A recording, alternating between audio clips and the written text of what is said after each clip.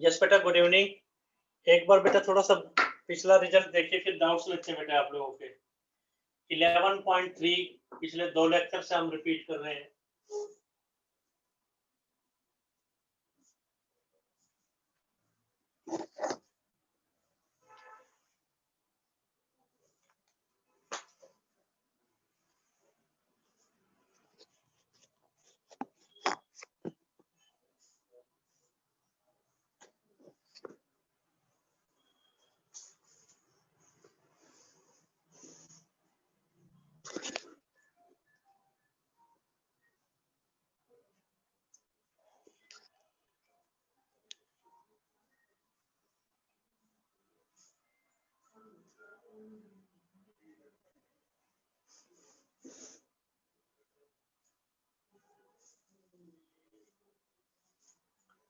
बेटा पिछले 2 लेक्चर से रिपीट कर रहे हैं। प्लेन, एक flat surface, normal vector infinite है इनके ऊपर, ये भी नॉर्मल, ये भी नॉर्मल, ये भी नॉर्मल, लेकिन वो सब नॉर्मल आपस में पैरेलल है।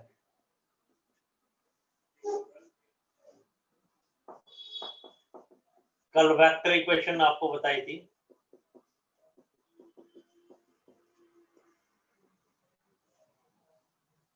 पिछले 2 लेक्चर्स में ये डिस्कस हो रहा है। एक थी बेटा जनरल फॉर्म,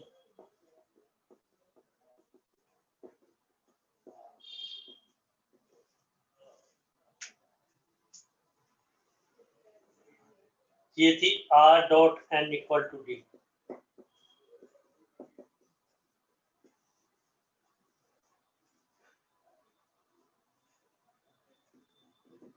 एक थी नॉर्मल फॉर्म,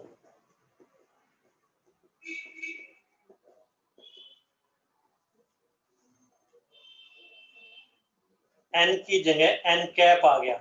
n कैप आप पहचान सकते हैं मॉडुलस अगर बन। तो p का क्या मतलब था? Distance of plane from origin.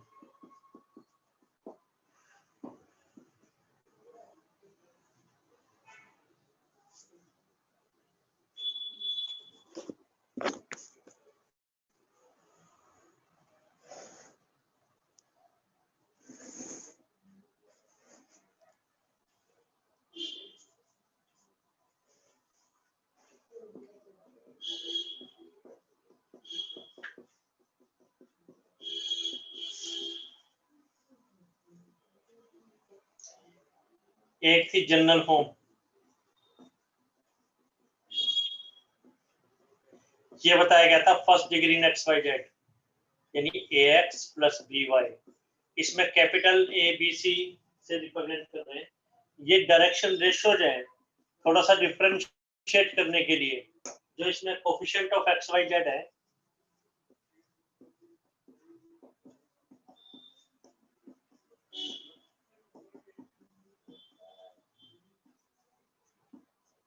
Perpendicular to the plane, normal perpendicular to the plane या नॉर्मल टू द प्लेन। एक है नॉर्मल फॉर्म,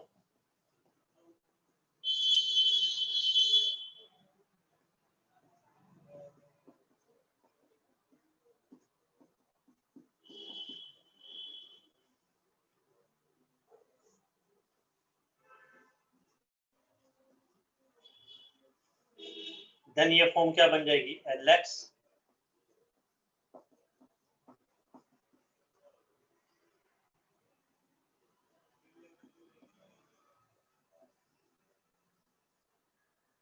फर्स्ट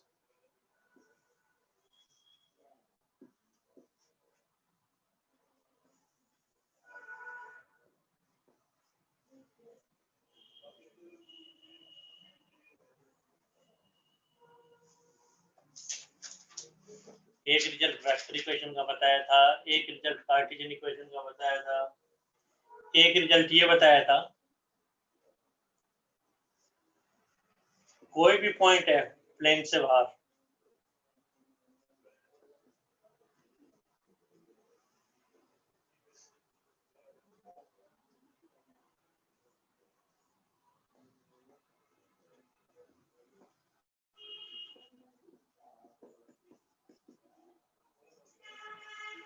तो पीएम डिस्टेंस कैसे निकालेंगे?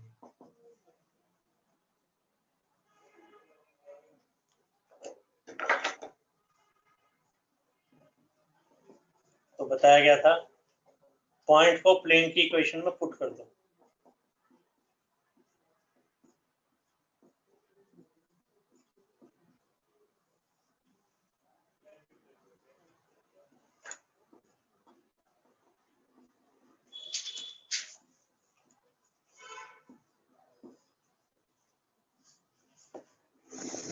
करिए नोट।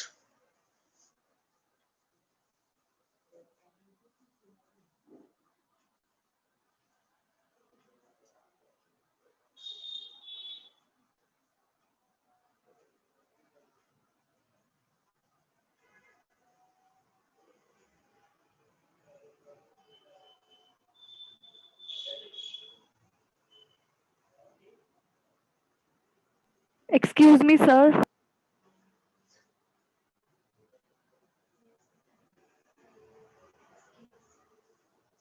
सही है।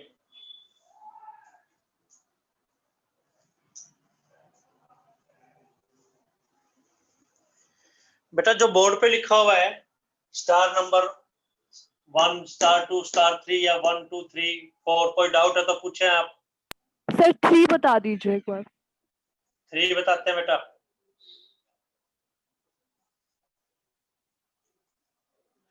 3 नंबर ये है, ये आपको पता है ये प्लेन की इक्वेशन है।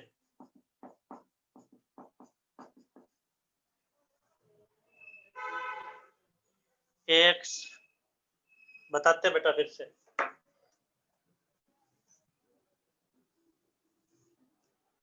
3 नंबर डाउट है वो बताते हैं। 3 नंबर ये आपको पता है ये प्लेन की इक्वेशन है। इसमें जो एक्स वाई जेड के जो कोफिशिएंट्स हैं वो क्या हैं? Direction ratio of perpendicular to the plane. But अगर coefficient of x square, coefficient of y square, coefficient of z square अगर 1 है, देन अगर इनके स्क्वायर्स का टोटल 1 है तो आपको पता ही डायरेक्शन रेशियोज नहीं रहते, क्या बन जाते हैं? डायरेक्शन कोसाइंस हो जाते हैं। देन ये जो फॉर्मेट लिखा है ये किस में ट्रांसफर हो जाएगा बेटा? ये बन जाएगा Lx plus My plus Nz equal to P। ये Lx plus My plus Nz equal to P बन जाएगा। सर एल तो एम एन हमारे डायरेक्शन को साइंस हो गए। Yes, coefficient of x y z क्या होते हैं? Direction ratios. लेकिन अगर उनके स्क्वायर्स का टोटल 1 है तो वो डायरेक्शन रेशियोज डायरेक्शन कोसाइंस बन जाएंगे, यानी फिर वो डायरेक्शन कोसाइंस हो जाएंगे। और फिर जो राइट हैंड साइड पे जो कांस्टेंट है उसका भी एक सिग्निफिकेंस है। क्या है वो डिस्टेंस फ्रॉम ओरिजिन रिप्रेजेंट करेगा, P रिप्रेजेंट करेगा। और आपको एक मेथड भी बताया गया था, क्वेश्चन फर्स्ट भी था इसके पे सिमिलरली।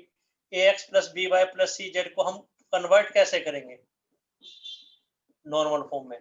तो स्टेप फर्स्ट बताया था, कांस्टेंट को राइट हैंड साइड पर और वो पॉजिटिव होना चाहिए, तो minus a x minus b y minus c z equal to d. A B c d को उधर शिफ्ट कर दिया। इनके स्क्वायर्स के कोफिशिएंट को 1 बनाने के लिए क्या करेंगे बेटा? डिवाइड कर देंगे। किससे? ये बताया जा चुका है कि किससे डिवाइड करेंगे? Root a square plus b square plus c square से। तो डिवाइड करते ही डिवाइड कर देंगे बेटा, तो ये जो फॉर्म बनेगी l x plus m y plus n z equal to p बनेगी। ये रूल है।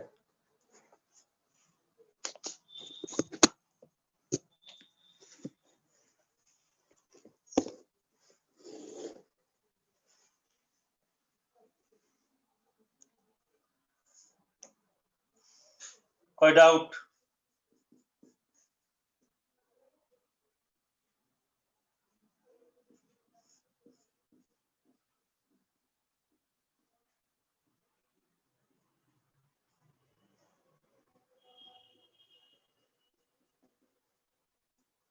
डिवाइड करते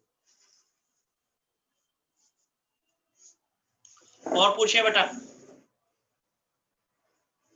ये था थर्ड पॉइंट। 1 2 3 4 में और कोई डाउट है तो और पूछें आप।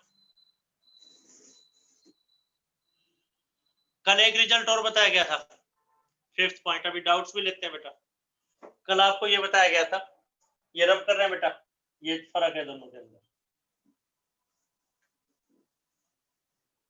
फिफ्थ पॉइंट, ये स्टेट लाइन की इक्वेशन है, लाइन की x minus x1 over a, y minus y1 over b, z minus z1 over c। इस स्टेट लाइन के ऊपर कितने पॉइंट्स हैं? इनफाइनाइट। कोई भी पॉइंट, एनी पॉइंट,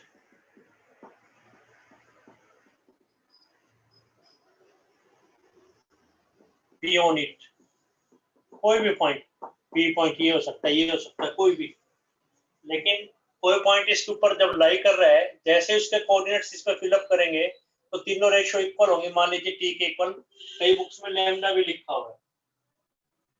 तो कोई भी पॉइंट पी है, उसके तीन कोऑर्डिनेट होंगे, अल्फा बीटा गामा, तो तीन अननोन होंगे। लेकिन जैसे ही आप अल्फा यहाँ रखते हैं, बीटा यहाँ रखते हैं, गामा यहाँ रखते हैं, तो तीनों रेशियो इक्वल होंगी। मान लीजिए वो रेशियो टी के इक्वल है, टी में भी 1/2, 0, कुछ भी हो सकते हैं। तो अल्फा का क्या आंसर आ जाएगा? ए टी प्लस एक्स1। तो कोई भी पॉइंट चाहिए तो उसको किसी कांस्टेंट के इक्वल रखो और एक्स वाई जेड की वैल्यू निकालो। तो y की value b t plus y1 and c t plus z1। तो सिर्फ एक ही अननोन रह गया, टी निकालना। अभी तक इस एक्सरसाइज में ये 5 पॉइंट बताए गए। कोई पॉइंट आपको फिर से पूछना तो वो पूछ सकते हैं। आप लोगों को होमवर्क दिया गया था एग्जाम्पल 1 टू एग्जाम्पल 18 और क्वेश्चन 1 टू क्वेश्चन 6। इसमें कोई डाउट है?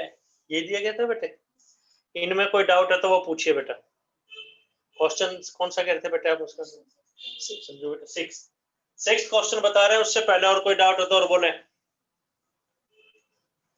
6 क्वेश्चन बताया जा रहा है, उससे पहले कोई डाउट है तो पूछ सकते हैं और किसी एग्जाम्पल में।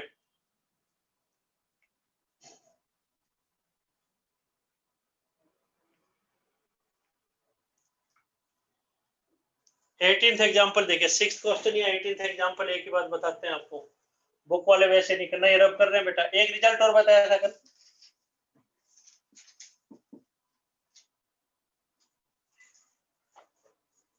प्लेन के ऊपर एक पॉइंट लाई कर रहा है।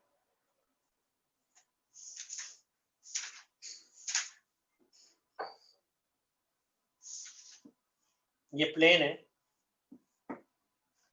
प्लेन के ऊपर एक पॉइंट है x1 y1 z1। तो प्लेन की इक्वेशन क्या होगी? तो answer is 1 point on the plane पता है।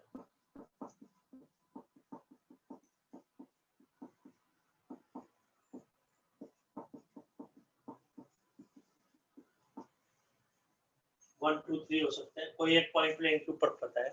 तो प्लेन की इक्वेशन क्या होगी?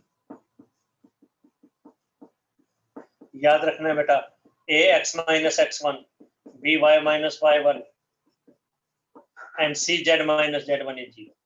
बस आंसर। इसमें क्या चीज हमें पता करनी है और बेटा? x1 y1 z1 तो दे रखा होगा, x y z में आंसर आएगा ही। तो जो coefficients of x y z है,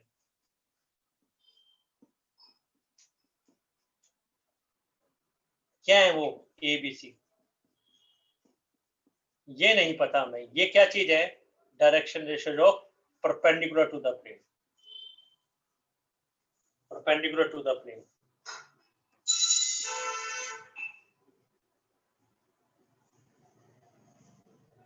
ये बताएगा। अभी तक इसमें ये चीजें बताई गई हैं, 6 रिजल्ट्स बोर्ड पे लिखे गए हैं। आपको कोई डाउट है तो आप नंबर पूछ सकते हैं। 18th एग्जांपल बता रहे हैं बेटा। सर फिफ्थ बताना सर। हाँ जी बेटा, और बोले। सर फिफ्थ बताना। फिफ्थ पॉइंट फिर से बता रहे हैं, 1 to 4 रब कर रहे हैं बेटा। 1 to 4 फिर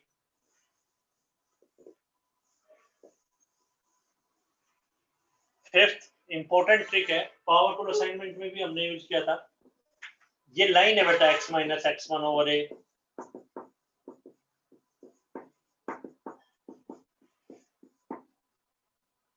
कोई क्वेश्चन ये आए कि इस लाइन के ऊपर एक पॉइंट बताइए, कोई एक कंडीशन वाला कोई एक पॉइंट, कोई भी एक point p x y z या कोई और पॉइंट,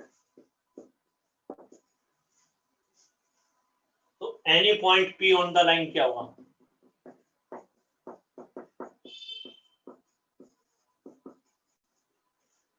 वैसे तो 3 अननोन आएंगे, alpha beta gamma. Alpha beta gamma निकालेंगे कैसे? बैठ जाइए, ले लो चेयर। अल्फा बीटा गामा कैसे निकालेंगे? तो ये तो 3 अननोन हो गए, 3 की बजाय एक ही अननोन हो तो आप बहुत इजीली कर पाएंगे। तो आपको पता है जैसे ही x को अल्फा रिप्लेस करेंगे, y को बीटा रिप्लेस करेंगे, z को गामा रिप्लेस करेंगे, तो तीनों डिविजन इक्वल आ जाएंगे। मान लीजिए वो डिवीजन t के इक्वल है, लैम्डा के इक्वल है, तो अल्फा का क्या आंसर आ गया? at plus x1। तो अल्फा बीटा गामा नहीं लेंगे, क्या लिखेंगे? Any point at plus x1, x coordinate कोई भी पॉइंट t के एक पर्टिकुलर वैल्यू पर वो सेटिस्फाई होगा ये कंडीशन। मतलब उस पॉइंट को जैसे पुट करेंगे कुछ ना कुछ t आएगा, तो क्यों ना हम वो t ही निकाल लें बाकी पॉइंट्स की बजाय, तो एक ही अननोन हो गया। बीटा का answer bt plus y1 and ये ct प्लस z आंसर। ये एनी पॉइंट bt। जैसे कल हम फुट ऑफ द परपेंडिकुलर निकाल रहे थे एक एग्जांपल पर, तो पहले लाइन की इक्वेशन निकाल ली, फिर किसी एक पॉइंट की ट्रिक लगा दिया, इस ढंग से किया। 18th एग्जांपल बता रहे हैं, 6 पॉइंट में कोई डाउट है तो पूछे आप। 18th एग्जांपल देखें, रब कर रहे हैं बेटा इसको।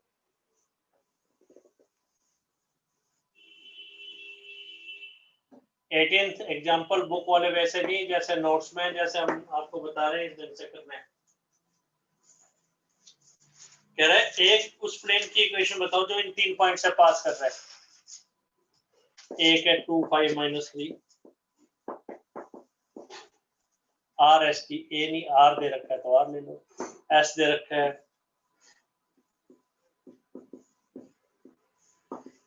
टी दे रखा है।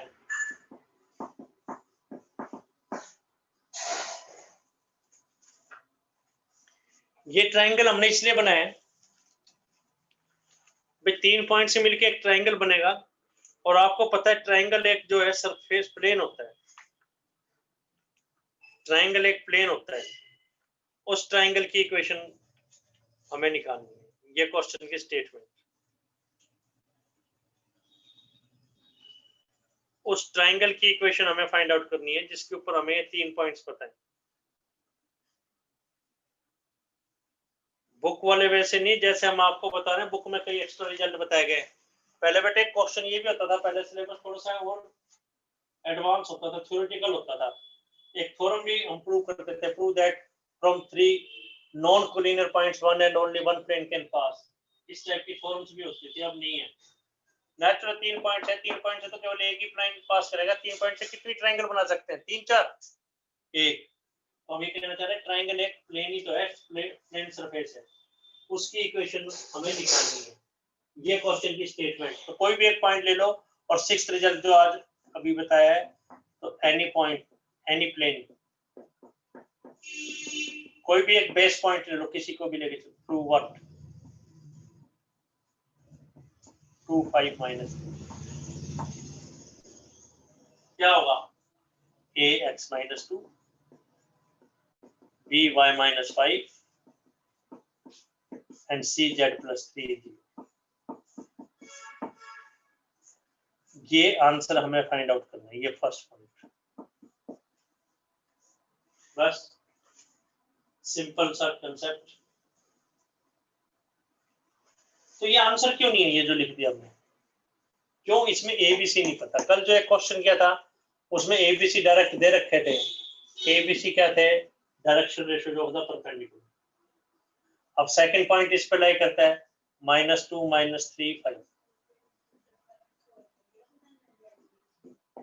इसके ऊपर लाई करता है, तो x की जगह ऑन इट, तो जो पॉइंट जहां लाई करेगा उसको सेटिस्फाई करेगा। मीनिंग x को -2 रख दें तो -4 है, y को -3 -8b, z को 5 8c।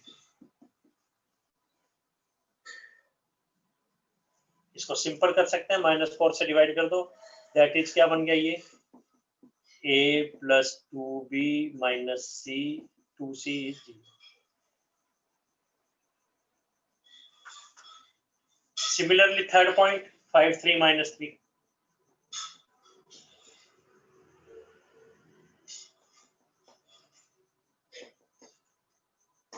x को 5 तो 3a -2b -3 + 0c, तो ये सेकंड है और ये थर्ड। एक बार पहले भी बताया था, एबीसी पता लग जाए तो आंसर, अगर एबीसी हमें पता लग जाए तो वो आंसर। एबीसी कैसे निकालेंगे, यहां तक कोई डाउट? 1 2 3 तीन चीजें लिखे, 1 2 3 में कोई डाउट? अब इन दो इक्वेशंस को सॉल्व करना है। a + 2b - 2c is 0, second है ये, और 3a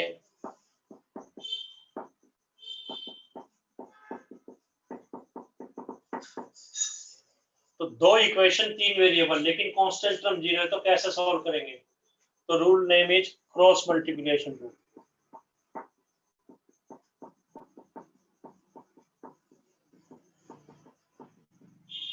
या इसको ये भी बोल देते हैं 2 3 1 2 रूल, दोनों में से कोई एक चीज लिख सकते हैं। 2 3 1 2 मतलब सेकंड थर्ड के कोफिशिएंट देखेंगे, थर्ड फर्स्ट के देखेंगे, फर्स्ट सेकंड के देखेंगे, या सीधे ही बस a लिखो -b लिखना है और c लिखना है, ये रूल है 10th क्लास का। a की वैल्यू चाहिए तो a को ही छुपा लीजिए, नेग्लेक्ट कर लो, a को नेग्लेक्ट कर लो, इस a को नेग्लेक्ट कर लो, बाकी जो बच गया क्रॉस मल्टीप्लाई, 2 × 0 -2 × -2, क्रॉस मल्टीप्लिकेशन आपको आती है, तो क्या आ जाएगा 0 -4। b चाहिए तो b को ही नेग्लेक्ट कर लो, जो बच गया 0 + 6, c के नीचे c को नेग्लेक्ट करके बाकी जो बच गया -2 - 6।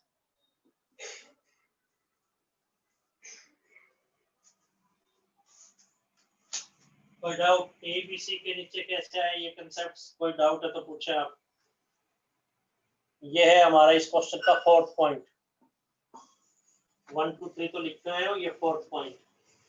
तो ए बी सी की वैल्यूज क्या क्या आई? -4 -6 -8, 2 से डिवाइड करेंगे, -2 से तो 2 3 4।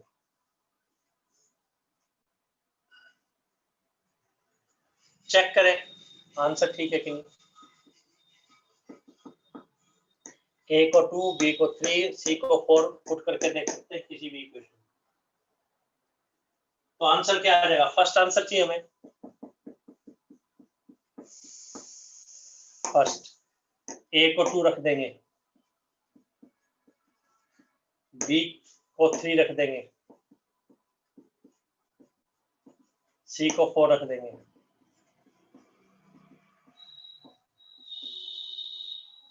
तो क्या आंसर आ जाएगा? 2x + 3y + 4z। क्या आएगा? -4 -8 -12 + 12।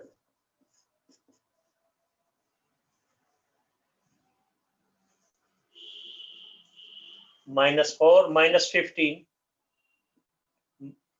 -19 + 12।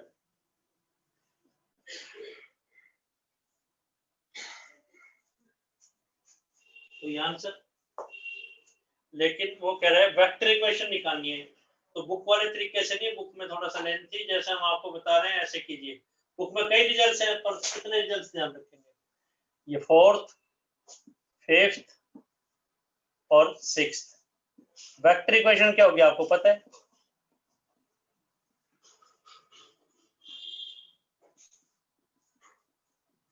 कैसे लिखते हैं? आर तो लिख ही लिया,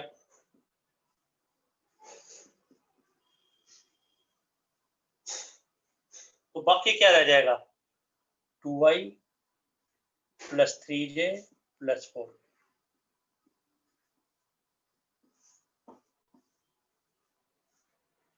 बोर्ड पे जो चीजें लिखी हुई हैं इसमें कोई डाउट है तो आप पूछें। आप सर फोर्थ बता दीजिए फिर से। फोर्थ पॉइंट फिर से बताते हैं।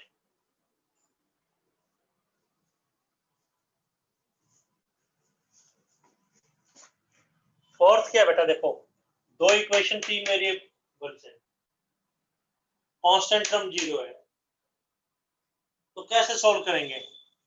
ए बी सी, जैसे 10th में रूल होता था क्रॉस मल्टीप्लिकेशन 2 3 1 2 रूल। ए बीच में माइनस बी लिखना है, मिडिल टर्म के लिए माइनस बी सी, ए माइनस बी सी। ए के नीचे क्या लिखना है? ए को नेग्लेक्ट कर दो, ए को छोड़ दो, भूल जाओ, बाकी जो बच्चे उनके कोफिशिएंट्स की क्रॉस मल्टीप्लिकेशन 2 इंटू 0 0 माइनस ये क्या आएगा 2 इंटू 0 0, ये बच गया हमारे पास 2 माइनस 2 माइनस 2 0। क्या बनेगा? ये 0 माइनस 4 आएगा, माइनस 4 आएगा। बी को छोड़ के बाकी जो बच गया, क्या बचेगा? बी को छोड़ के बाकी 0 प्लस 6 0 प्लस 6। सी के नीचे क्या आएगा? -8। कोई डाउट? ये है 4। सर ये मिडिल कई बार भी होगा बेटा, दो टर्म हमेशा इक्वेशन माइनस आएगी। यस बेटा, मिडिल टर्म में माइनस बी। और पूछिए बेटा नंबर, इसमें ए के नीचे और डिनोमिनेटर नहीं समझ में आया, बी या सी? नंबर बोले आप, कोई डाउट है तो।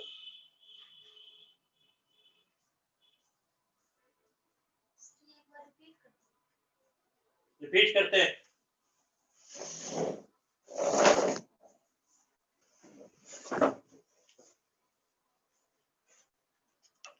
देखो 3 पॉइंट्स हमें दे रखे हैं, पॉइंट ले लिए 2 5 -3। इससे पास होने वाला प्लेन क्या होगा? ax - 2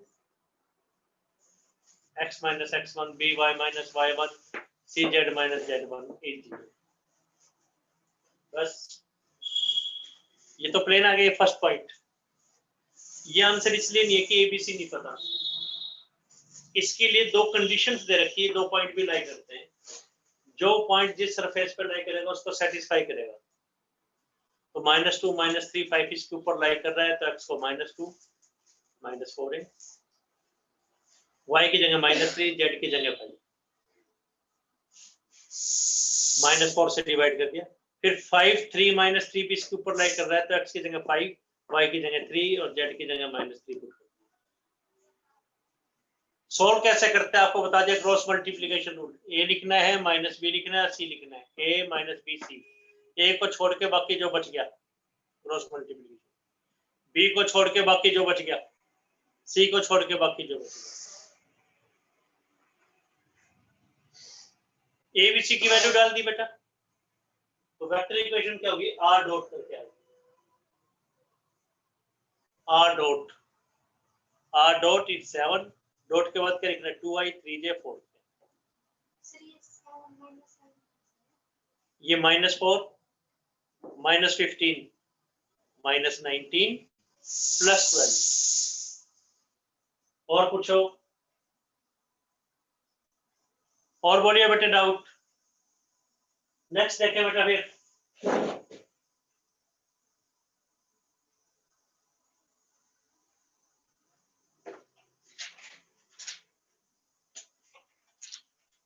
तो बुक वाले वैसे नहीं करना जैसे आपको बताया जा रहा है, इस तरीके से करें आप। सर फोर्थ स्टेप बताना सर। फोर्थ स्टेप फिर से देखिए।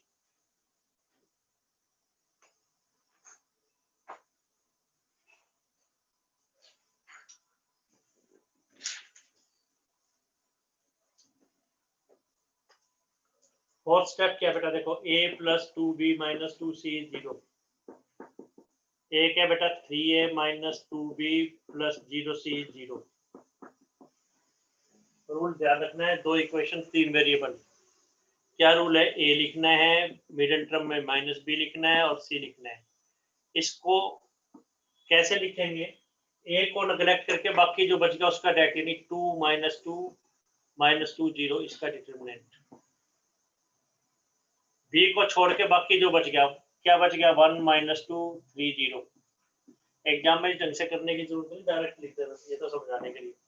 सी के नीचे जो बच गया 1 2 3 माइनस 2, बस 0 माइनस 4 0 प्लस 6 माइनस 2 माइनस 6। तो ए बी सी, तो ए माइनस 4, बी के साथ माइनस 6 आएगा, तो माइनस को इससे एडजस्ट करें। ये फोर्थ स्टेप। और बोलिए बेटा, समझ गए बेटा? ये क्या आएगा? -4। ये क्या आ गया? 6। ये क्या आ गया? -8। ऐसे कर। पूछे और कोई डाउट? सर ये 6 को -6 क्यों नहीं लिखा? 6 को -6 इसलिए लिखा है, हमें तो ए बी सी की वैल्यू चाहिए। -b और 6 है, ये -b और 6 है, इसको आप b और -6 कह सकते हैं, तभी तो b की वैल्यू आएगी। ए बी सी की प्रोपोर्शनेट वैल्यू आ गई। इसको हम लैम्डा या t के इक्वल भी रख सकते हैं। तो a की वैल्यू -40, b की वैल्यू -60 ऐसे आ गया, और t बाद में कैंसिल हो गया। प्रोपोर्शनेट वैल्यू भी बोल सकते हैं। इनफैक्ट इसके इनफाइनाइट सॉल्यूशन है, जैसे -40 60, इसको किसी से भी मल्टीप्लाई करेंगे, 20 30 40 भी इसको सेटिस्फाई करेगा। 2 को चाहे 5 से मल्टीप्लाई कर दो, वो भी इसको सेटिस्फाई करेगा। जैसे हम कहें x + y = 5, इसके कितने सोल्यूशन है? इनफाइनाइट है। x 1 है तो y क्या होगा?